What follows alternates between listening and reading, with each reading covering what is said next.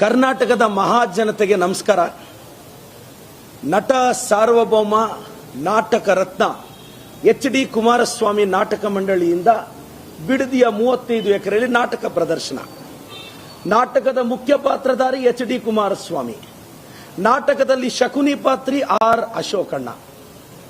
ದುಶ್ಯಾಸನ, ಹೆಣ್ಣಿನ ಬಗ್ಗೆ ಅಪಾರವಾದ ಗೌರವ ಇಟ್ಕೊಂಡಿರ್ತಕ್ಕಂತಹ ದುಶ್ಯಾಸನ ಪಾತ್ರವನ್ನ MLC ರವಿಕುಮಾರ್ ಅಥವಾ ಚಲವಾದಿ ನಾರಾಯಣ ಸ್ವಾಮಿ ಅವರು ನಿರ್ವಹಿಸಲಿದ್ದಾರೆ.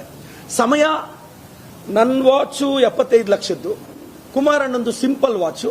ಮೋಸ್ಟ್ಲಿ ಸಿಂಪಲ್ ವಾಚ್ ಅಲ್ಲಿ ಕರೆಕ್ಟ್ ಟೈಮ್ ಕಾಣಿಸುತ್ತೆ. ಸೊ ಸಮಯ ಕುಮಾರಣ್ಣನೇ ನಿಗದಿ ಮಾಡ್ತಾರೆ.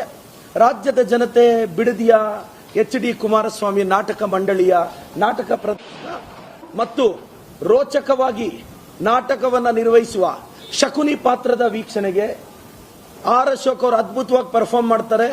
ಮತ್ತೆ ದುಶ್ಯಾಸನನ್ನ ಮೀರಿಸುವ ದುಶ್ಯಾಸನದ ಪಾತ್ರಕ್ಕಾಗಿ ಚಲವಾದಿ ನಾರಾಯಣ ಸ್ವಾಮಣ್ಣ, MLC ರವಿಕುಮಾರ್ ಅವರು ರಿಹರ್ಸಲ್ ಇದ್ದಾರೆ.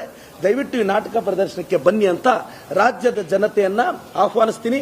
ಸ್ಥಳ ನಿಖಿಲ್ ಕುಮಾರಸ್ವಾಮಿ ಅವರ 35 ಎಕರೆ. Thank you sir.